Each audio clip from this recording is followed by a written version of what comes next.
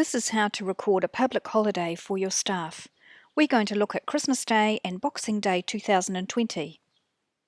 First, go to the Runner Pay area and select the Leave View button at the top of your screen. Change Leave Summary to Christmas Day. And straight away you can see that the system has suggested a stat holiday for the 3 staff. You can see that the hours that are going to be paid to them are actually what they would normally get if they'd been at work.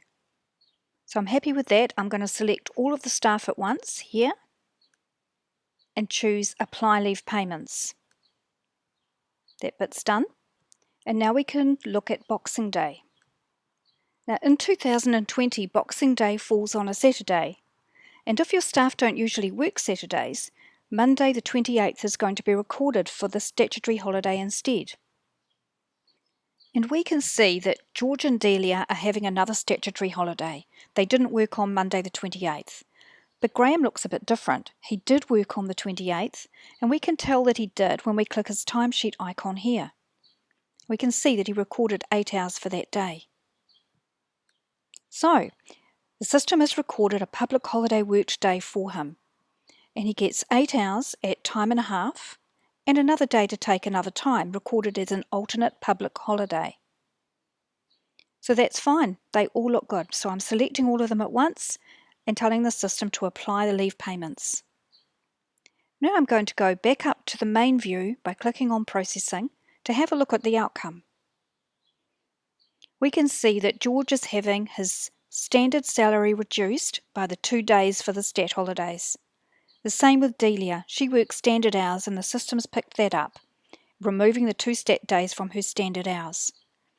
With Graham, it's showing the stat holiday for Christmas Day that he didn't work and the public holiday work day for the 28th. For the statutory holidays to record accurately, the system relies on a work pattern to be loaded for staff that work standard hours. For instance, George Parker.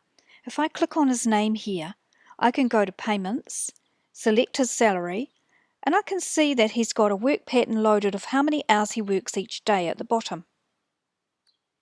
I can see the same for Delia. If I click her name, go to Payments, click the line of pay, and I can see her work pattern there. For staff that don't work standard hours, I can still put in the stat holiday or the public holiday worked for them.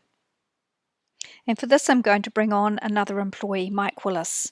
Mike doesn't work standard hours, he works intermittently for me, and the system isn't really sure whether or not he should be paid for a stat day.